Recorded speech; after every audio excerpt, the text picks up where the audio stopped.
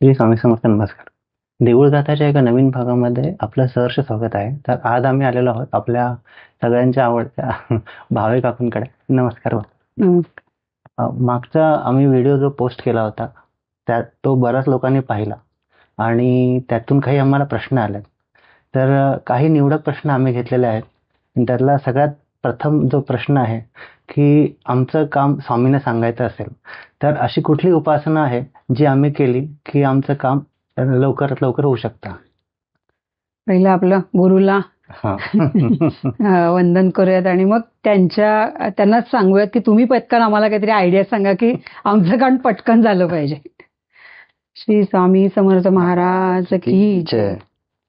गुरुर् ब्रह्मा गुरुर्विष्णू गुरुर्देव महेश्वरः गुरुर् साक्षात परब्रह्म तस्मै श्री गुरवे नमः. श्री स्वामी समर्थ महाराज की जय. सगळ्यात महत्वाचं म्हणजे आपल्याला असा गुरु भेटलाय जो खरंच चटक पटकम करतो. फक्त दोन गोष्टी आहेत, प्रचंड परीक्षा बघतात आणि प्रचंड कडक आहेत. जितके दिसायला प्रेम आहेत त्याच्यापेक्षा ते जास्त कडक आहेत. म्हणजे बघितलं की भीती वाटते का नाही इतरांना मला माहित नाही, पण जेव्हा माणूस चुकतो तेव्हा 100% त्याला भीती वाटते. आणि प्रेमही याच्याकरता आहेत की त्यांना माहिती असतं की तुम्हाला काय पाहिजे. फक्त पहिली क्लिअरिटी करणं, वॉशआउट म्हणजे पहिली कर्म वॉशआउट करणं आणि मग तुम्हाला फ्रेश चांगलं काहीतरी देणं आणि त्या सगळ्या ह्याच्यातनं बाहेर नंतर न काढणं, ही खासियत स्वामींची आहे. म्हणून स्वामी समर्थ हे लोकप्रिय आहेत जास्त आणि लोकांना अपील होणारे आहेत. आणि नेहमी असा उल्लेख होतो ना की स्वामींना आजोबाच म्हणायचं, म्हणजे आजोबा नातवावर पहिलं त्याची इच्छा पूर्ण करतात. आणि हा खरं उपासनेतला सगळ्यात पहिला पॉईंट की स्वामी समर्थ महाराज की जे हे म्हणताना स्वामी आजोबा माझं काम करा, नामस्मरणापेक्षा पण ज्याच्यात ताकद आहे ही प्रेमाची हाक, जे स्वामी ऐकतात आणि आपलं काम खरंच पूर्ण करतात. आणि जी आध्यात्मिक, ज्याला म्हणतात की बाबा खूप असं कठीण काहीतरी आहे आणि त्याला वेळ द्यायला पाहिजे, बऱ्याच गोष्टी द्यायला पाहिजे, अशा काही उपासना महाराजांच्या असतात ज्याच्यातनं तुमची अवघड कामं पूर्ण होतात. खरं तर सगळी माणसं, हे सगळे लोक ज्यांना स्वामींबद्दल खूप आहे त्याचे 2-3 खरं तर कारणं लक्षात आले की महाराजांबद्दल इतकं वाटायचं कारण काय, तर महाराजांच्या लीलांचा जो प्रभाव प्रत्यक्ष महाराज असल्यापासून आतापर्यंतचा तो खूप मोठा आहे. आणि सगळ्यांना आशा आहे की माझ्या आयुष्यातही महाराजच बदल करते.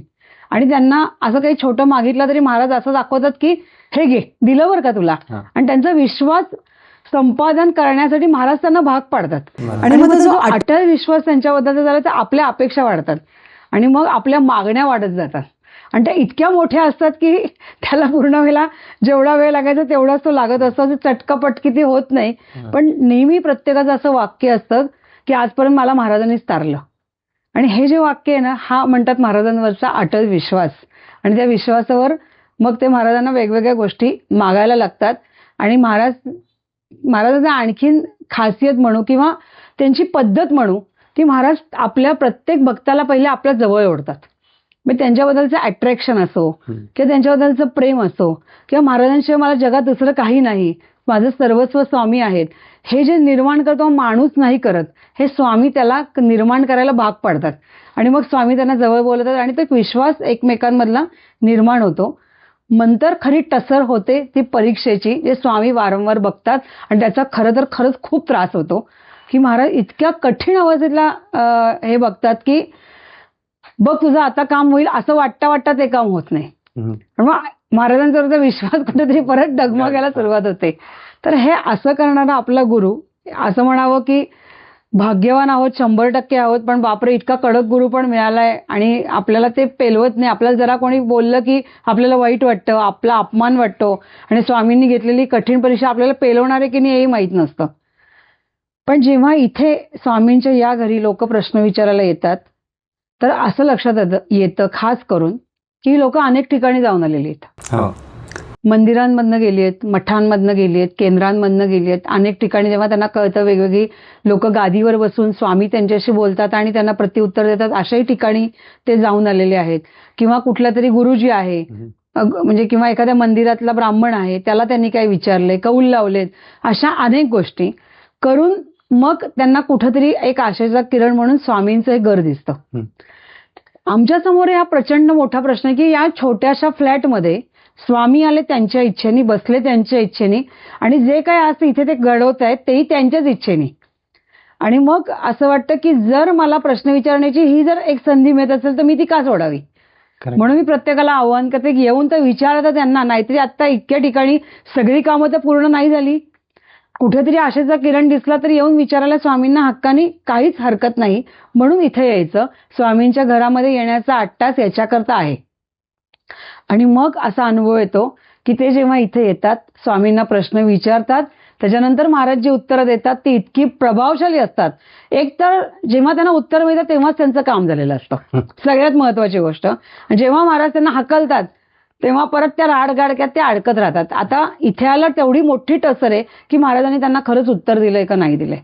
आता जेव्हा देतात किंवा बरेचदा महाराज सांगतात की नाही, तू माझ्याकडे ये, इतका काळ ये, इतक्या गुरुवार तू दर्शन घे आणि त्यानंतर बघ काय घडतंय, असं जेव्हा ते म्हणतात तेव्हा आत्ता आम्ही काही आमच्याकडे आत्ता या गुरुवारी असे काही उदाहरणं, म्हणजे लोक आमच्याकडे आली की महाराजांनी आम्हाला नोकऱ्या दिल्या सांगितलेल्या वेळाच्या आधी. 5 गुरुवार सांगितले महाराजांनी, 3ऱ्या गुरुवारी माझ्याकडे अपॉइंटमेंट लेटर होतं. किंवा माझं घर 16 सालापासून आम्ही प्रयत्नात होतो आणि मी विचारायला होते की माझं घर होणार का, त्यामुळे मी स्वामींसमोर रडले होते की माझं घर आयुष्यात होतंय की नाही माहीत नाही.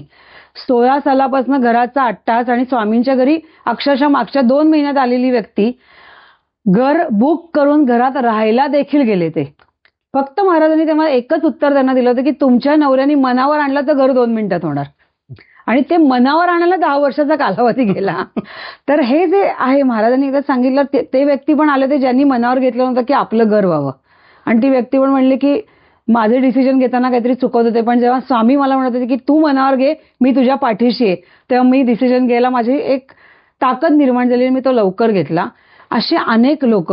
एक फॉरेनला मुलगा होता ज्याला महाराजांनी सांगितलं की तू अजिबात इंडियात परत यायचं नाहीस, तिथेच थांबायचं, तुला जे काही, म्हणजे आता आपण म्हणतो की मुलांचे प्रश्न हे तुम्ही घेत नाही मुलं नसताना, पण काही काही वेळेस जेव्हा महाराजांचा खरोखर फार मोठा आदेश येतो त्यावेळेस काही गोष्टी या कराव्या लागतात, त्याच्या न दिसलेल्या व्यक्तीच्या प्रामाणिकपणावर सुद्धा.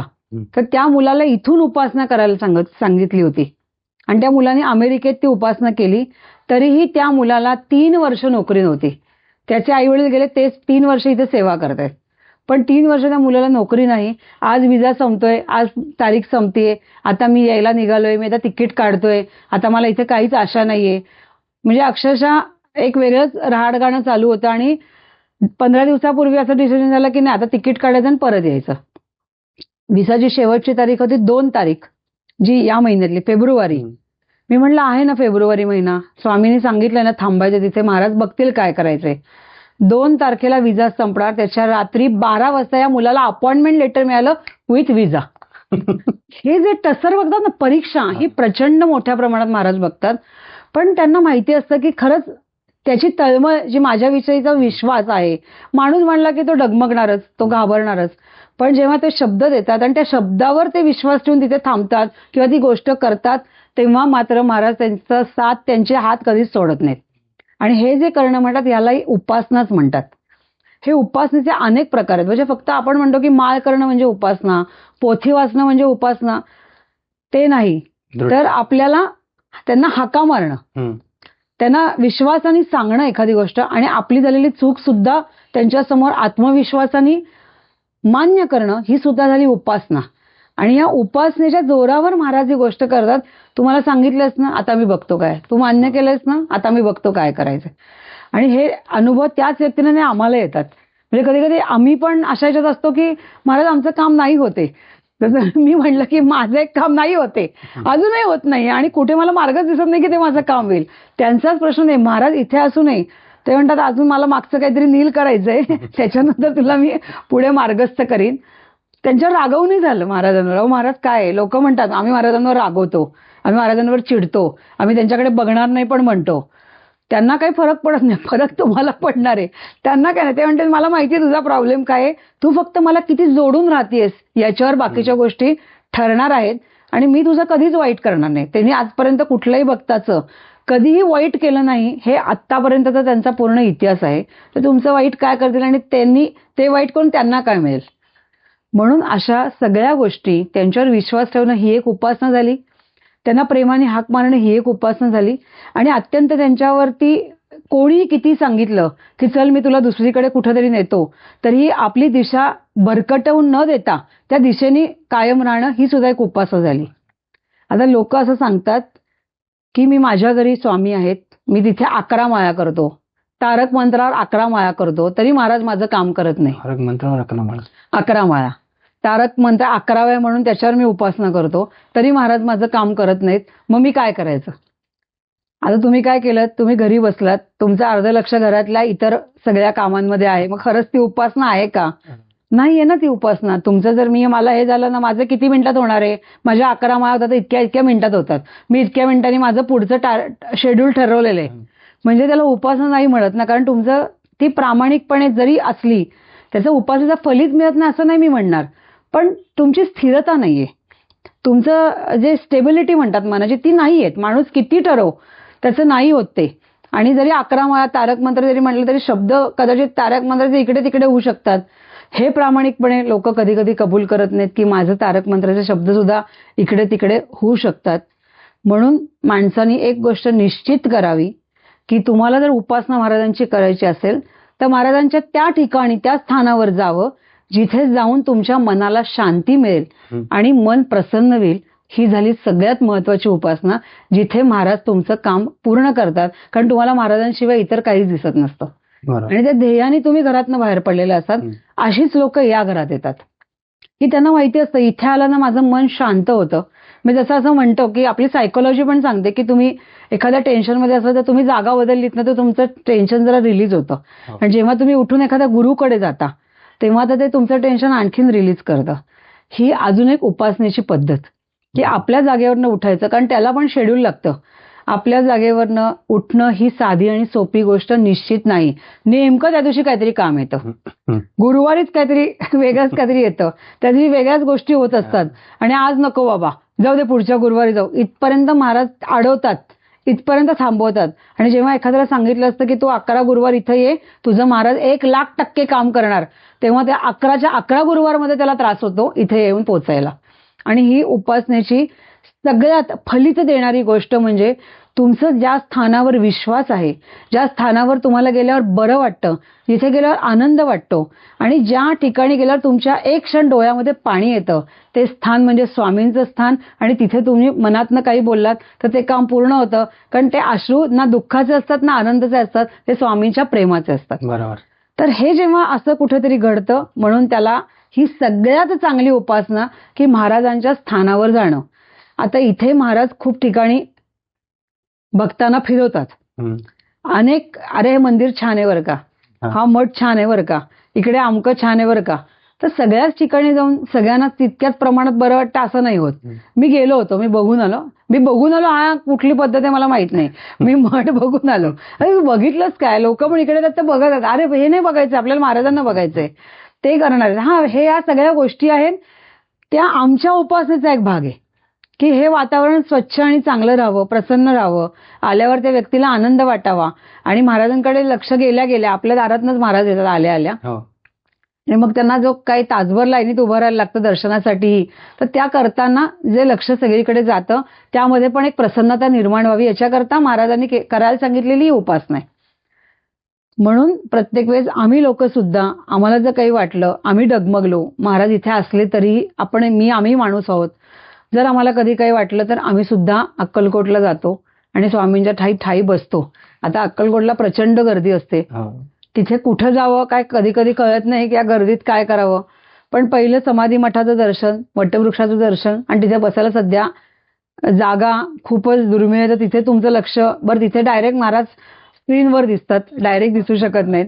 समाधी मठात काळा दगड महाराजांचा समाधी, तिथे दर्शन घेतलं की समजा नाही त्या वेळात पोचलं तर जो कमलमुख आहे निदान तुम्ही त्याच्या चेहऱ्यावर डायरेक्ट बघू शकता.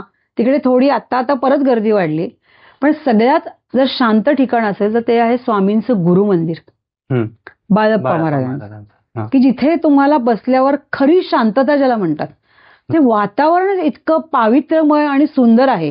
सगळीच मठ, सगळेच मंदिर असंच आहे, पण त्या वास्तूलाच एक वेगळेपण आहे. हो. ते गुरु आणि शिष्याचं नातं येते तिथे. एक ज्याला शांतता म्हणतात, किंवा जिथे तुम्ही तुमच्यासाठी नाही फक्त स्वामींचा विचार करू शकता. म्हणजे गर्दीच्याही परे असलेलं, तिथे गर्दी असते पण लोक त्या ठिकाणी फार बसत नाहीत, पटकन निघून जातात. तर त्या ठिकाणी जेव्हा तुम्ही त्यांच्या त्या तिथल्या थंड दगडावर बसता, तिथे शेजारी महाराजांच्या पायाचे ठसे आहेत, तर तिथे ती जी वास्तू आहे ती एक वेगळ्याच प्रकारचा आनंद देणारी. हो. आणि अनेक लोकांनी आम्हाला सांगितले ती अनुभूती आम्हाला स्वामींच्या या घरात येते. वा. तर हे जे आहे ना, याला पण एक उपासनेचीच पद्धत म्हणतात, की इथं येणं, तिथे महाराजांच्या समोर बसणं आणि महाराजांना एखादी गोष्ट सांगणं आणि महाराजांनी ती पूर्ण करणं.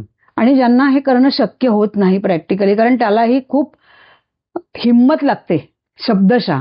कारण महाराजांना एखाद्याला सांगताना नेमकी लोक विचारतात की आपल्याला काय सांगायचंय.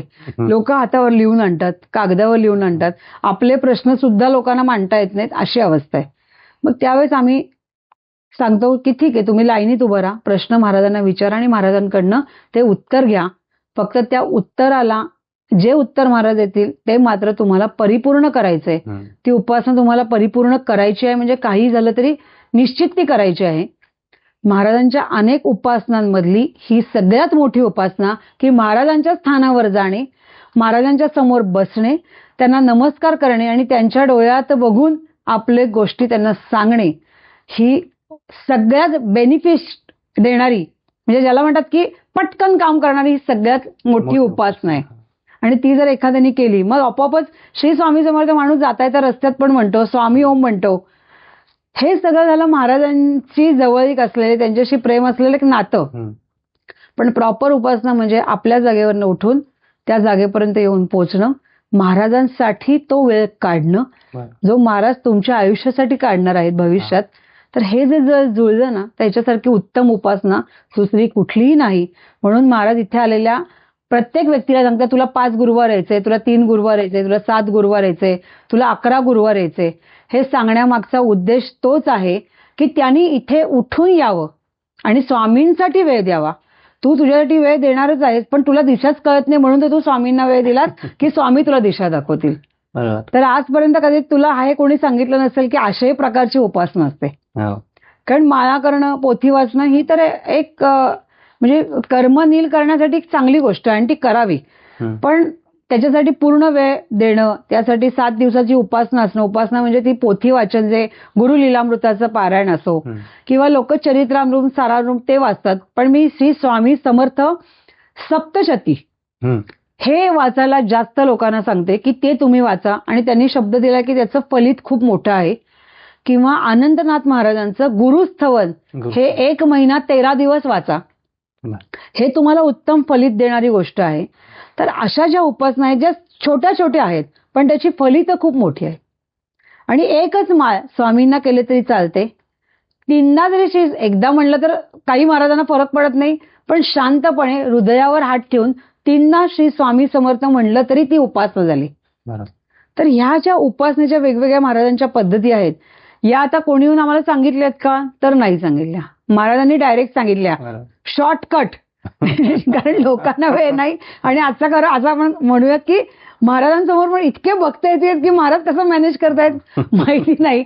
पण ते जे आहे की इकडे आल्यावर ते काम झालं पाहिजे. म्हणजे जेव्हा इकडे लोक येतात तेव्हा जेव्हा मी स्वामींना सांगते की महाराज आज तुम्ही सांगितलेल्या आज्ञेप्रमाणे आपण आता 100 लोकांना इथे नंबर दिलेले आहेत.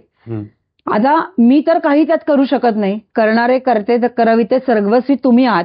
मी तुमच्या चरणाला डोकं टेकते आणि तुम्हाला फक्त एकच विनंती करते की जी काही व्यक्ती इथे प्रश्न घेऊन आली आहेत त्यांना तुम्ही मार्ग दाखवा आणि त्यांचा प्रश्न जे काय म्हणतात त्यांचं दुःख म्हणा, प्रश्न म्हणा, ते सगळा मार्गस्थ करा आणि त्यांना आनंदी करा.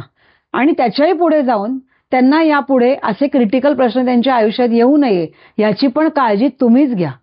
कारण त्या व्यक्तीला वाटतं की माझा प्रश्न इथपर्यंत आला ना, संपला, तो पुढच्या येणाऱ्या प्रश्नाचा विचारच करू शकत नाही, कारण तो इथेच खूप अडकलेला असतो. पण खरंच स्वामींची अनंत कृपा, कदाचित मी मला थोडं त्या बाबतीत भाग्यवान समजेन की त्या माणसावर पुढचं दुःख येऊ नये एवढं तरी मी त्यांच्याकडे मागू शकते आणि मी त्यांच्यासाठी केलेली उपासना आहे. आणि त्याच्याकरता एकच गोष्ट की महाराजांच्याकडलं जे पाण्याचा ग्लास आहे तो फक्त प्रश्न सुरू होण्याच्या आधी मी प्यायचा आणि जोपर्यंत सगळे प्रश्न संपत नाहीत त्याच्यामध्ये मी पाण्याचा थेंबही नाही प्यायचा. ही इतर भक्तांसाठी केलेली मी स्वामींकडली उपासना. मग ते तो उपासनेचे प्रकार म्हणशील तर अनेक आहेत, पण महाराजांनी सर्वसामान्य म्हणजे आपण सगळे सर्वसामान्य महाराजांचा मोठा भक्त म्हणायची जो ताकद करतो त्याला मी सलामच ठोकते, पण मी नाही म्हणू शकत, कारण महाराज अजून खरंच लोकांना हे पुरेसे कळलेलेच नाहीत. ते त्यावेळेसही सगळे म्हणायचे की अजून स्वामी कळलेच नाहीत आम्हाला. तर आता तरी कसे कळतात माहित नाही, पण असं लोक म्हणतात मी खूप मोठा भक्त आहे स्वामींचा. तर मी असं म्हणेन की आपण सर्वसामान्य जे त्यांचे भक्त आहोत ते जरी आपले ऐकतायत आणि त्यांच्या लीलांवर आपलं काम करतायत हेच आपलं फार मोठं नशीब आहे. आणि कुठंतरी मग आपण चांगलं कर्म केलेलं असेल की त्याचं फलित म्हणून स्वामींच्या सानिध्यात आपण आलो, ही पण आहे एक उपासना. कारण कुठला एक संत म्हणा किंवा कुठला जो आता म्हणतात माणूस रूपातला एखादा हे त्याला तो गुरु कुठला व्हावा हे सुद्धा कुठंतरी वर्ण निसर्गतः ठरलेलं असतं. प्रत्येकजण श्री स्वामी समर्थ महाराजांचे शिष्य नसतात, कोणी दुसरे गोंधळलेकर महाराजांचे, कोणी साईबाबांचे शिष्य असतात. मग त्यांच्या त्यांच्या पद्धती सगळे सारखेच असं लोक म्हणतात, पण तसं नाहीये वास्तविकता. लीला अनेक असतील सगळ्यांच्या आणि सगळ्यांचं आपल्या भक्तांचं चांगलं होण्यासाठीच त्या लीला केल्यात. ही कॉमन फॅक्टर असू शकतो, पण प्रत्येकाची बैठक, प्रत्येकाच्या सवयी, तिथल्या असलेल्या वातावरणाचा फरक, त्यांच्या पूजेची पद्धत हे सगळं वेगळं आहे. कोणाचं एकसारखं असू शकत नाही. सगळे गुरु हे कडकच आहेत. मग ते गोंधळलेकर महाराज असले तरी ते कडक आहेत, मग ते ताशानेच उडवतील वेळ आली तर. आणि आपले गुरु किंवा साईबाबा किंवा शंकर महाराज हे जे गुरु आहेत हे दत्त महाराज संप्रदायातले गुरु आहेत, त्यामुळे ते कडकच असणार आहेत, त्याच्यात प्रश्नच नाही. ते शिव्याच घालणार, ते नॉर्मल भाषेत आपल्याशी बोलणार आहेत आणि त्यांच्या शिव्यांचा हा प्रभाव आपल्या आयुष्यावर फार मोठा पडतो. फक्त गंमत कधी कधी महाराजांचं जेव्हा गुरुलीलामृताचं पारायण वाचलं जातं किंवा स्वामींचं कुठलं तरी एखादी गोष्ट ऐकल्या जाते, कोणीतरी कथा सांगत असतं महाराजांवरती आणि मग ते ऐकलं जातं, तेव्हा एक असं वाटतं की अरे बापरे, खरंच आपल्याला अजून महाराज नाही कळलेत, अजून आपल्याला त्यांचं कुठल्याच लीला कळल्या नाहीत. ज्यावेळेस ते प्रत्यक्ष असताना ते जे लीला करत होते त्यावेळेस त्या लोकांना पण त्या कळत नव्हत्या. त्यावेळेसही त्यांच्याबद्दल निगेटिव्ह बोलणारी माणसं त्यावेळेस होती. तर आता आपल्याला अजून खरंच महाराज कळले आहेत का, एवढ्या लीला दाखवूनही कळले आहेत का, म्हणजे याचा अर्थ असा आहे की स्वामींच्या सानिध्यात आल्यामुळे मुळातच आपले प्रश्न कमी झाले. जे डिगभर होते त्यातले मोजून 10 राहिले आणि मग महाराज हळूहळू तेही निराकरण करून ते मार्गस्थ करतील. पण केव्हा तुम्ही आयुष्यभर त्यांचा हात सोडला नाही तर ही झाली तुमची सगळ्यात महत्वाची उपासना, की काहीही हो की महाराजांची साथ सोडायची नाही, महाराजांपासून दूर जायचं नाही आणि काम हो अन्यथा न हो स्वामींचं ज्ञान करायचं कधी सोडायचं नाही. मला माहितीये ते भयंकर, म्हणजे आता मी एका मधल्या गमतीत म्हणजे असं लोकांना वाटतं अरे हे फार मोठ्या गोष्टी आहेत, नाही, पण आम्ही पण अशा आत्ता एका अडचणीत चाललं आहे की तिथे अरे महाराज काय लावलंय तुम्ही, काहीच कसं घडत नाहीये, महाराज हे कसं होत नाहीये. तेव्हा महाराज माझी परीक्षा बघत होते की अरे मी तर तुझ्या आणि मी तुझं असं नाही की तुझं मी काहीच ऐकत नाही, तरी तुम्ही माझं ऐकत नाही असं मी त्यांना विचारलं. पण ते म्हणलं नाही, ही वेळ आता ती नाहीये, अजून तुला ह्याच्यातनं वॉशआउट व्हायचं, यालातनं तुला बाहेर पडायचं आणि तर मी तुझी ऐकीन आणि तुझं काम करीन करणार नाही म्हणले नाहीत, पण जोपर्यंत ती वेळ येत नाही तोपर्यंत मी ते काम करणार नाही. आणि तोपर्यंत तू काय करायचंस, माझ्या बाबतीतली जी सेवा आहे ती तू सातत्याने चालू ठेवायची. तर ही अनेक प्रकार उपासनेचे आहेत. त्यातल्या सगळ्यात एक टॅगलाईन की स्वामींच्या त्या स्थानावर जिथे तुम्हाला समाधान मिळतं. महाराजांचे अनेक स्थान आहेत. माझ्या घरी इथे महाराजांच्या घरी यावंसं वाटलं, तुम्ही इथं या, प्रश्न विचारा, पण नंतर सुद्धा तुला उदबत्तीचा वास येतो इथे थोडा वेगळा बघ, काहीच इथे कुठलाही काही लावलं नाही आपण. तर महाराजांना पटलेलं आहे की बरोबर सांगते ही. तर इथे काही प्रश्न नसले तरी अनेक लोक इथे दर गुरुवारी दर्शनाला येतात आणि ते म्हणतात आम्हाला मनाला बरं वाटतं. आणि जेव्हा मी त्यांना अनेक कथा स्वामींच्या लीला सांगत असते ज्या कधी वाचल्या गेल्या नाहीत, त्या वाचल्या की त्यांना वाटतं अरे खरंच माझा गुरु किती छान आहे, मी भाग्यवान आहे की मला असा गुरु मिळाला आणि त्यांनी मला स्वीकार केलं त्यांचा भक्त म्हणून किंवा त्यांचा शिष्य म्हणून. आणि हा जो आनंद आहे तो त्यांच्या चेहऱ्यावर दिसतो, त्यांच्या डोळ्यात दिसतो आणि ते आनंदाने आरती घेऊन इथनं खाली जातात, प्रसाद घेतात आणि मग मागे लागतात की आम्हाला सेवा करायची. पण महाराज त्या सेवेत सुद्धा आपल्या भक्तांना सहजासहजी लावत नाहीत. फार कमी लोकांकडनं सेवा करून घेतात किंवा काही ठराविक, कधी काय महाराज कोणाकडनं काय सेवा करून घेतील सांगता येत नाही. आता आम्ही जस्ट अक्कलकोटला गेलो आणि सगळे आम्ही अभिषेक वगैरे केला आणि बसलो होतो. आमच्याकडे बरोबर एक जण येणार होते, ते कुठे गेले ते बाहेर म्हणून आम्ही थांबलो होतो की इथे स्वामींच्या सानिध्यात बसता येते समाधी मठात. आणि आमच्यावर एक तरुण मुलगा आला होता. तो इथे येतो आता जवळजवळ 2.5-3, इथे तर सगळ्यात जास्त तरुण मुलं येतात. मी महाराजांना ते पण विचारलं की तुम्ही इथे तरुण मुलांना कसं जास्त पाठवता. तर महाराजांनी त्याचं पण गुपित सांगितलं की तरुण मुलं इथे का येतात. तर माझ्या काळात म्हणजे महाराज जेव्हा अक्कलकोटला आले तेव्हा 700हून जास्त वर्ष होती महाराजांची. तर त्यांना भेटायला सुद्धा जी मंडळी येत होती, म्हणजे सोळप्पा महाराज असो, बाळप्पा महाराज, ही सगळी तरुण होती. एकही ज्येष्ठ नागरिक कोणी त्यातला नव्हता. म्हणजे आनंदनाथ महाराज असो ते तर त्या 30-35 वर्षाचे अशा वयातली लोक होती. ती ट्रेंड महाराजांनी आजही चालू ठेवली आहे. आणि म्हणून ही तरुण मंडळींची ही जी येण्याची जी इथली हे आहे ती खूप जास्त आहे. मग इथे असं काय म्हणतात, अरे इथे ज्येष्ठ नागरिकच दिसत नाहीत जास्त, 10% पण नाही, ते सगळे तरुण मुलं मुली आहेत. आणि नंतर मधला जो फेज आहे 45 ते 55 असा एक आमच्याकडे तो एक मधला जास्त नंबरची मंडळी तिथे. तर मी सांगते की तो मुलगा जो आमच्यावर त्याचा 2.5-3 वर्ष झाले इथे येतो आहे, त्याला जेवढं सांगितलेलं तेवढंच तो करतो. म्हणजे अगदी खूप काही वेगळं, पण त्याला महाराजांनी अनेकदा दृष्टांत दिलेले आहेत. म्हणजे मला कुठला वस्त्र घालायचं अंगावरती त्याचा रंग महाराजांनी त्याला सांगितला. आणि तो रंग मला महाराजांनी इथे पण सांगितला की मला मोरपंखी रंगाचं वस्त्र हवंय. आणि त्यालाही महाराजांनी तिथे स्वप्नात की तू मला मोरपंखी रंगाचं वस्त्र घेऊन ये, त्याच्यावर मोर असला पाहिजे, मोरचं डिझाईन असलं पाहिजे. तो बिचारा 2-2, 3-3 दिवस त्या मोराचं डिझाईन शोधतो. पण महाराजांनी त्याला जे सांगितलं ते इथे सांगितलं आणि अक्षरशः 2 ते 3 दिवसांनी त्याला त्याचं ते उपर्ण मिळालं आणि महाराजांनी ते स्वीकारलं. ही जी कम्युनिकेशन आहे, काहीही न करता किंवा खूप सेवा न करता सुद्धा महाराजांचं त्याचं जे झालंय ती एक प्रकारची उपासना आहे, कारण त्याचं येणं सातत्याने आहे. आणि त्यामुळे तो तेव्हा आता अक्कलकोटला आला आणि महाराजांचं शेष म्हणजे जे गादी आहे महाराजांची ती आता समाधी मठाच्या आतच ठेवली त्यांनी, तिथे बांधकाम चाललंय म्हणून. तर तिथल्या एका सेवेकऱ्याने त्याला बोलावून घेतलं आणि अरे चल आपल्या महाराजांची ही चादर बदलायची, वरची फोटो पुसायचा आहे महाराजांचा, अमकं करायचं, त्याला कव्हर घालायचंय, उशीला कव्हर घालायचं.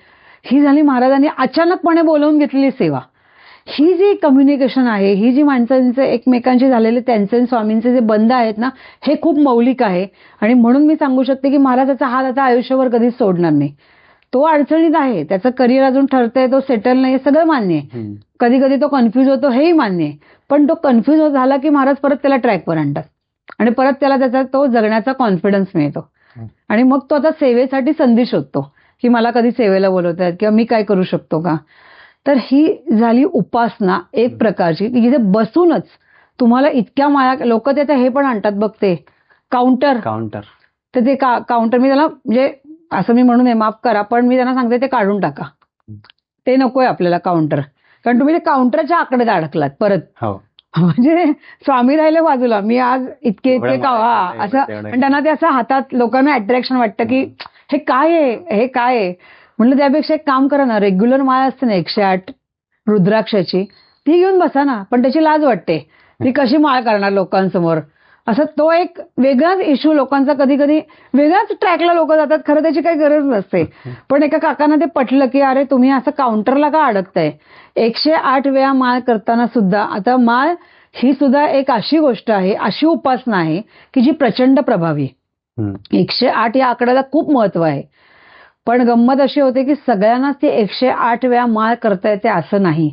हातातनं माळ निसटते, आकडा चुकतो, पुढे मागे होतात, बदल चेंज करावी लागते, ती अशी ती करता येत नाही, विसरून जातात, पुढे काउंट केली जाते. महाराज जेव्हा तुमच्याकडनं कुठलीही उपासना करून घेतात तेव्हा ती ते सहजासहजी करून घेत नाहीत. टसर लावतात भक्तांना, भयंकर टसर लावतात की नाही हे तुला वाटतंय ना सोपं, हे सोपं नाहीच आहे, हे अवघडच आहे, तुला सोपं मी करून देतो म्हणून ते सोपं झालंय. ही जाणीव महाराज प्रत्येक भक्ताला करून देतात. आणि या सगळ्या उपासनेचा आपल्या आयुष्यामध्ये फार मोठा हात आहे सहभाग आहे की त्यातनं तुमचे प्रश्न निश्चितपणे सुटतात. म्हणून आपल्या देवारात असलेल्या स्वामींना नमस्कार करायचा, त्यांना प्रसाद दाखवायचा, त्यांची आरती करायची. हा तर उपासनेचा रेग्युलर मधला भाग आहे, तो तुम्ही करायलाच हवा. पण त्याकरता गुरुवार सारखा एक दिवस जो आपल्या दत्ताचा आहे, आपल्या स्वामींचा आहे, आपल्या गुरुचा आहे, त्याच्याकरता मात्र घरातनं उठायचं आणि स्वामींच्या घरी यायचं. आणि ज्यांना शक्य असेल त्यांनी पौर्णिमा कराव्यात. अक्कलकोटला अनेक जण पौर्णिमा करतात. आणि मी एका ठिकाणी सांगितलं होतं की नाही पौर्णिमा केला, तर मला तिथे लोक भेटलेले पौर्णिमेला की काही तुम्ही सांगितलं ना पौर्णिमा करा, आम्ही दर पौर्णिमेला अक्कलकोटला येतोय आणि मला समाधान मिळते आणि महाराज माझ्याकडनं इथं सेवा करून घेत आहेत. हा जो एक प्रचंड मोठा आनंद आहे ना, ही झाली खरी उपासना. आणि ह्याच्यात ती कर्म म्हणतात ना, आधी पहिली कर्म वॉशआउट व्हायला लागतात, ती जास्त लवकर प्रमाणात ती वॉशआउट होतात. आणि मग तुम्हाला पुढच्या गोष्टी चांगल्या पद्धतीने सहज तर नाही मिळत. सहज हा शब्द महाराजांच्या कुठल्याही पोथीत नाही, सहज हा शब्द कुठेही नाही. पण मिळालं तर महाराज असं देतात, म्हटलं ना छप्पर फाड के देगा, असे आपले स्वामी आहेत. त्यामुळे असं पूर्वीची माणसं म्हणायची की महाराजांना द्यावा 1 रुपया आणि महाराजांनी द्यावं अफाट काहीतरी असं म्हणायचे, म्हणजे रुपयांमध्ये त्यांच्या शब्दांमध्ये. पण पैशाला तशी काय आपल्याकडे इथे महाराजांच्या या घरी तर पैसा हा या संदर्भात खूप व्हॅल्यू नाहीये. कारण पैसा जो येतो तो त्यांच्या चरणी अर्पण होतो, त्याच्यात तर काय प्रश्न नाही. कारण ते स्वतः पण कुठे वापरू देणार नाही, त्यांना पाहिजे तिथेच ते वापरणार. एखादी गोष्ट करून घ्यायची तिथे बरोबर करून घेणार. तर या ज्या गोष्टी आहेत, म्हणून सगळ्यात सोपी गोष्ट, जर मी तुला हे अगदी ठामपणे तू सांगू शकतोस की उपासना म्हणजे कशी, ज्यातनं तुम्हाला फायदा होईल आणि पटकन काम होईल. आपल्या घरातनं उठायचं आणि स्वामींच्या आपल्या आवडत्या कुठल्याही ठिकाणावर जाऊन निदान 15 मिनिटं तरी स्वामींना द्यायची. ही झाली उपासना. त्याची फलितं लवकर मिळतात. आणि स्वामींच्या घरी जर महाराजांनी खरी आज्ञा दिली असेल की 11 गुरुवारी आहे, 21 गुरुवारी आहे, किंवा तुम्ही तुमच्या मनाने सातत्याने येत असाल, तर ते तर मग आणखीनच वेगळ्या प्रकारे असेल. हे मी इतकं ठामपणे याकरता महाराजांच्या घराबद्दल सांगू शकते, कारण एक व्यक्ती म्हणून माझ्याही मनामध्ये अनेक गोष्टी येतात की हे आपलं छोटंसं घर आहे, मग एवढं हे सगळं या लीला दिसतात इथे, किंवा इतका प्रभाव दिसतो, हा का दिसतो. पण ज्यांनी ती मूर्ती अर्पण केली त्यांनी मला सांगितलं की महाराजांनी जर मला आज्ञा दिली आहे की मी इथं वास्तव्याला आहे, मी इथं राहतो आहे आणि हे घर माझं आहे, तर तुम्हाला लक्षात यायला पाहिजे की इथे किती मोठी पॉवर या वास्तूला आहे. आजूबाजूचे कोणी पण याला धक्का देणार नाही, देऊ शकणार नाही. म्हणजे जर ही शक्ती इथं आहे तर मी एकटीने वापरायची का ती? तर नाही, ती अनेक लोकांपर्यंत गेली पाहिजे, जनसेवेसाठी. ती लोकांचे प्रश्न सोडायला म्हणा. आता परवा तुला मी एक गंमत सांगते. एका बाईनी इथे तिचं काहीतरी काम झालं, तिची एक वेळ काही जी आर्थिक तिची परिस्थिती होती त्यानुसार तिने महाराजांना ओटी भरली. महाराजांची साडी आणि हे नारळ वगैरे. इथे नारळ आम्ही घेत नाही, आम्ही नारळ परत देतो. पण तिने नारळ काय बांगड्या वगैरे असं काय काय महाराजांना ठेवलं, तांदूळ ठेवले आणि ती ओटी ठेवली आणि ती निघून गेली. ती ओटी बराच काळ गाभाऱ्यामध्ये फिरत राहिली. मग ती कुठे ठेवायची, काय करायची, कुठे करायची, काय करायची, काही कळेना. आणि मग महाराजांची आज्ञा आली की माझा एक भक्त येईल, त्याला ही साडी द्यायची. आता तो भक्त कोण? म्हणजे कधी कधी इतक्या गर्दीमध्ये महाराज आज्ञा देतात ते ठीक आहे, पण एवढ्या गर्दीत मी कोणाला विचार, तुम्हाला स्वामींना मी तुम्हाला द्यायची का साडी, हे मी विचारू शकत नाही. आणि ना तो कोणी येऊन ती साडी, कोणाची हिंमत आहे गाभाऱ्यातली साडी मागायची. म्हणजे तो विषय वेगळा आहे की काही लोक काही गोष्टी मागत असतात, पण आमच्याकडे फक्त पादुकांची फुलं मागतात एवढंच आहे. मी त्यांना म्हणते महाराजांचा हार पण गळ्यात घाला, खूप गोड दिसाल. तो गमतीत विषय चाललेला असतो. पण ती साडी ठेवल्यानंतर आरती चालू होती. आरती घेतात आपल्याकडे आणि लोक खाली प्रसादाला निघून जातात. एक मावशी आणि त्यांच्या 2 मुली आल्या होत्या, त्या आरती त्यांनी घेतली. महाराजांनी त्या 2 मुलींना खाली पाठवलं आणि मावशींना थांबवून ठेवलं. मावशी कडेला थांबल्या. सगळी आरती झाल्यानंतर महाराज म्हणले, हो हीच ती बाई जिला साडी द्यायची. आणि त्या बाईला साडी ते सगळं म्हणजे अगदी काय बांगड्या सगळं जे काही अर्पण केलं होतं ते त्यांना सगळं देण्यात आलं. ती रडायला लागली.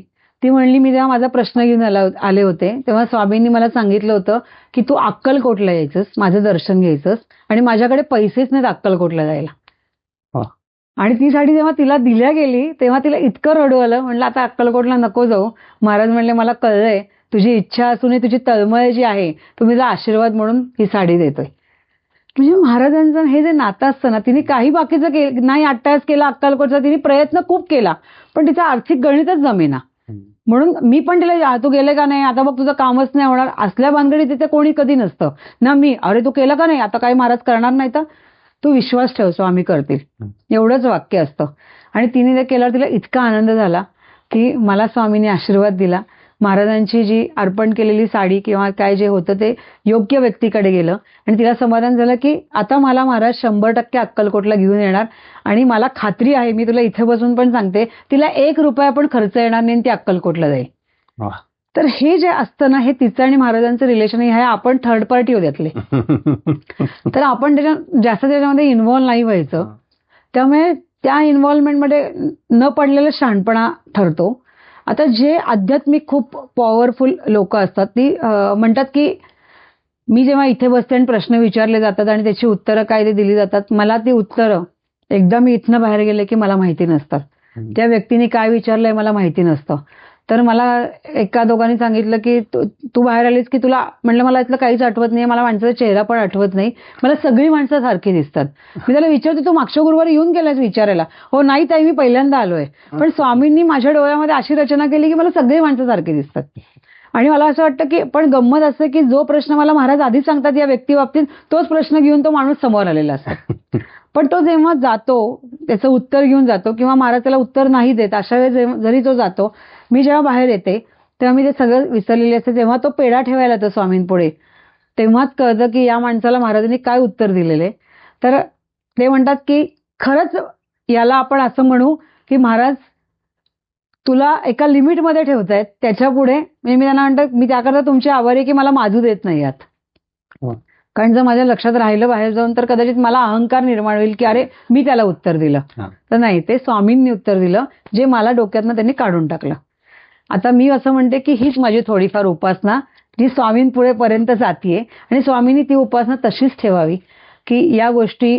आता कधी कधी खूप प्रॉब्लेम होतो, मी जर पटकन तुला एखादी गोष्ट सांगितली, एखादी मला समोर आला व्यक्ती आणि फटकन महाराजांनी काहीतरी मला उत्तर दिलं, ना गुरुवार आहे, ना प्रश्न विचारायला आलाय, ना काही आलाय, ते फटकन बोलून होते. मला कधी कधी अरे असं वाटतं आपण तो एवढा मोठा व्यक्ती ना, आपण त्याला काय सांगतोय. तर महाराज म्हणतात नाही, त्याला सांगून टाक, आत्ता ती वेळ आली आहे ते सांगून टाकायचे. आणि तिथे मात्र मी त्याला ते गोष्ट सांगून, म्हणून मला कोणी मागे लागलं सांगा तर मी त्याला सांगत नाही, कारण मला ते सांगतच नाहीत ना. जेव्हा सांगतात तेव्हाच मी सांगू शकते. तर हे जे नातं आहे, ही माझी आणि त्यांची, मी त्यांच्या बाबतीतली उपासना. तर मला त्यांना सगळ्यांना तुम्हाला हेच सांगायचंय की स्वामींची उपासना करायची असेल तर निदान गुरुवार आपल्या गुरुसाठी काढा आणि त्या ठिकाणी जाऊन स्वामींचं दर्शन घ्या, नमस्कार करा. त्यांना काही जाऊन दिलंच पाहिजे, दक्षिणाच दिली पाहिजे, काही पेढ्याचा पुडाच घेऊन झाला पाहिजे असं महाराजांनी आज तागात सांगितलेलं नाही. अशा महाराजांच्या लीला पण अफाट आहेत, ऐकण्यासारख्या आहेत की महाराजांनी त्याला कधी स्पर्शही केला नाही. पण त्याकरता पण तुमची जी ओढ असते तर ती तुम्हाला तिथपर्यंत नेते आणि त्याचा प्रभाव आयुष्यात फार मोठा होतो. म्हणून ही सगळ्यात उत्तम उपासना आहे की आपल्या घरातनं गुरुवारी उठायचं आणि त्या स्थानावर जाऊन थांबायचं. ही उपासना सोपी वाटणारी उपासना कधी कधी अवघड पण होते, कारण सगळ्यात अवघड गोष्ट आहे. पण ती महाराजांनी करून घ्यावी सगळ्यांकडनं, ही मी त्यांच्या चरणी प्रार्थना करते. आणि तुला काही विचारायचं असेल तर, आणखीन काही मनात काही येत असेल तर. एक प्रश्न आहे, पण आम्हाला ना त्या पर्टिक्युलर माणसाने मला 4 वेळा फोन केला होता की मी ताईंचे व्हिडिओ बघितले, मला आवडले, म्हणून मला ताईंना एक प्रश्न विचारायचा आहे म्हणून की माझ्या घरामध्ये मला स्वामींना आणायचं आहे, म्हणजे स्वामींचा एक फोटो फ्रेम वगैरे आणायची आहे, पण स्वामींची फ्रेम कुठल्या स्वरूपात आणायची, म्हणजे कारण बरेच लोक म्हणतात उभ्या ह्याच्यामध्ये स्वामी नाही आणायचे, असे वेगळ्या पद्धतीने बसलेले स्वामी नाही आणायचे, किंवा आपले पर्टिक्युलर त्यांची जी पूजा आहे तसे स्वामी आणायचे. तर असं काय आहे का म्हणून? ती गंमत अशी की सांगणारे खूप गोष्टी सांगून जातात, पण सगळ्यात महत्वाची गोष्ट, माणूस याचा निर्णय घेऊ शकत नाही. करेक्ट. स्वामीच ह्याचा निर्णय घेऊ शकतात की त्यांना कुठल्या रूपात तुमच्याकडे यायचंय. स्वामी ठरवतात की मला या घरात कुठल्या रूपात जायचंय. म्हणजे एक साधारण विचारशील तर उभे स्वामी नसावेत, कारण त्यांच्यासमोर आपण बसणं म्हणजे खूपदा असं होतं की अरे ते उभे आपल्यासाठी आणि आपण बसलो त्यांच्यासमोर, हे एक सर्वसामान्य हा एक विचार झाला. पण जी महाराजांची मूळ जी ठेवण आहे, ज्या फोटोमध्ये आहे की हातामध्ये मणी असलेला, तशी जर महाराजांचा त्यांनी फोटो आणला हा जास्त छान आहे. कारण ते जे ब्रह्मांड ते फिरवतायत, तर त्या ब्रह्मांडाकडे बघून आपल्याला मनात विश्वास निर्माण होतो की त्या ब्रह्मांडातला एक ठिपका आपल्यासाठी आहे, जो चांगला पॉझिटिव्हली फिरतोय. हो. आणि महाराज रिलॅक्स आहेत, मागे हात ठेवलाय आणि सगळ्या दुनियेचा ते विचार करत बसलेत आणि त्यात माझा पण ते विचार करतायत आणि माझ्या घरात ते छान आनंदाने बसलेत. म्हणून महाराज शक्यतो बसलेलेच आणावेत. बरं. ती मूर्ती, त्याला मणी असावा का नाही ते सगळे वादाचे विषय आहेत, त्याला काही पॉइंट नाही. पण महाराजांचा जो फोटो कोडाकवाल्यांनी पण जो काढला किंवा कुठेही जो पहिला आला तो महाराजांचा मणी हातात असताना असलेला आला. काही ठिकाणी आता महाराजांचे असे हात असलेले पण काही फोटो आहेत. हो, हो. पण मी त्यांना असं खास सांगेन की फोटोचा आग्रह न धरता त्यांनी मूर्तीचा आग्रह धरावा. बरं. महाराजांची मूर्ती ही अत्यंत प्रभावशाली आहे, कारण तुम्हाला त्यांना स्पर्श करताना जास्त आनंद मिळतो. बरं. त्यांचे हात, मग त्यांना जाणवेल की मी एका आजोबांना स्पर्श करतोय. फोटोमध्ये तुम्ही नुसतंच असं फिरवाल, फोटोत फक्त एकच असतं की फडकं फिरवलं की महाराज साफ झाले. तर ते त्याला भावना ह्या फार लिमिटेड आहेत. आणि त्याला असं म्हणतात की आता माझ्याकडे आता एक अमेरिकेचे एक आलं, ते त्यांचा मठ आहे अमेरिकेला. तर ते म्हणलं तुम्ही मूर्ती वगैरे केली नाही, कोण करणार मूर्तीचं, कारण मूर्ती करणं फार कठीण आहे, कारण मूर्तीचं करायला खूप लागतं. फोटो सोपा पडतो, उसला हार घातला, वरच्यावर एखादं उपरणं घातलं की काम होतं. पण मूर्ती आली की त्याचे हात आले, पाय आलं, महाराजांचं हृदय आलं, अशी कललेली छाती आली जी आपल्या आजोबांची असते. पाठीचा, छोटी मूर्ती असली तरी पाठीचे कणे असतात मागे, त्याला स्पर्श केला असतो. महाराजांचं डोकं आलं, महाराजांचे डोळे आले, हसरा चेहरा आला. जे म्हणतात नॅचरली की ओठ पुढे असतात, नाक पुढे असतं, हे जे सुंदर ती ठेवण असते. म्हणून शक्यतो महाराजांची मूर्ती ही घ्यावी, कारण महाराजांच्या मूर्तीवर सुद्धा काही उपासना इथे सांगितले जातात. तर त्या मूर्तीचा त्यांना खूप मोठा प्रभाव त्यांना आयुष्यामध्ये जाणवेल जास्त. फोटो कुठे तुम्हाला आवडेल तिथे लावा, तुम्ही छान वाटेल तिथे लावा, पण मूर्ती मात्र देव्हाऱ्यातच ठेवली जाते आणि ती देव्हाऱ्यातच ठेवावी. म्हणजे आता मी अनेक ठिकाणी ऐकलं, ते गुरु आहेत त्यांना वेगळं ठेवा, मग अमकं आहे त्यांना वेगळं ठेवा, देव्हाऱ्यात स्वामींना ठेवू नका, स्वामींना देव्हारा वेगळा ठेवा. तर या अट्टाहासात न जाता तुम्ही जे मानताय ना त्यांना, तेवढा मान त्यांना द्या. तुम्ही जर त्यांना देव मानताय तर तुम्ही देव मानूनच त्यांना ठेवा. ते तुम्हाला कुठे म्हणतात की मला इथंच बसायचंय. बरोबर. तू जिथे ठेवशील तिथं मी आनंदी राहील, कारण मी तुझ्या आनंदासाठी तुझ्या घरात आलोय. तू मला जसं ठेव तसा मी राहीन. मला जेवण वाढ, मी जेवीन, नाही वाढलंच तर मी नाही खाणार. हा आग्रह महाराजांचा कधीच नाही, कारण महाराज मुळातच स्वभावाने त्याचे होते की 4-4 दिवस आंघोळी ते करत नव्हते, खा म्हणलं तरी कधी खात नव्हते. अशा महाराजांच्या अनेक लीला आहेत. तुला जर मी अशा लीला सांगत बसले तर 1000 लीला आहेत महाराजांच्या, आणि या सगळ्या लीला कुठेतरी वाचून मनाला अपील झाल्यावरच कळले की आता किंचित महाराज कळायला लागले, किंचित. मग आपल्या मनाने तुम्ही जिथे ठेवाल मानापानाने तिथे महाराज राहतील. आणि तुम्हाला कधी ते बाबा इथं का ठेवलं, मला अशा ठिकाणी का ठेवलं, मऊ जागेवर ठेवा, हे आपण आपल्या आजोबांना कुठेही टाकणार का, कुठेही ठेवणार का, तसं नाही ना होत. तसं म्हणून आपल्या आजोबांची मूर्ती ठेवावी. त्याच्यावरच एकाला उपासना सांगितली होती की स्वामींची मूर्ती उजव्या हातावर घ्यायची आणि घरभर फिरवायची. अच्छा. आणि याचा उपयोग इतका झाला की तिचा जो हात थरथरत होता तो हात थरथरणं बंद झालं, कारण प्रत्यक्ष महाराज हातात होते आणि ती त्या आजारातनं बरी झाली. मग त्या मूर्तीचा जो इफेक्ट होता की स्वामी माझ्याकडे, फोटो असला की माणूस दोन्ही हाताने धरतो, एका हाताने काखेत नाही ना धरून फिरू शकत. ही टसर आहे. शेवटी तुम्हाला कसं करायचं त्याच्याप्रमाणे. पण त्यांना मला खास सांगणं आहे की तुम्ही मूर्ती घ्या महाराजांची फोटोपेक्षा. मग ती मूर्ती महाराजांना ज्या रूपात यायचं त्यांना येऊ दे, तुम्हाला तिथं अट्रॅक्ट करणार ते 1000 फोटो. जसं महाराजांनी ही मूर्ती अट्रॅक्ट केली एवढ्या गर्दीत सुद्धा, तर तसे महाराज बरोबर त्या ह्याच्यातनं ती मूर्ती घेऊन येतात आणि असं वाटतं दुसऱ्यापेक्षा माझी मूर्ती जास्त सुंदर आहे. तेच महाराज आहेत, तेच रूप आहेत आणि तीच ताकद आहे. पण हे जे प्रेम निर्माण होतं, आपलेपणा निर्माण होतो, तो ते त्यांनी मूर्तीमध्ये निश्चित करावा. फोटोपेक्षा मूर्ती घ्यावी. श्री स्वामी समर्थ महाराज की जय.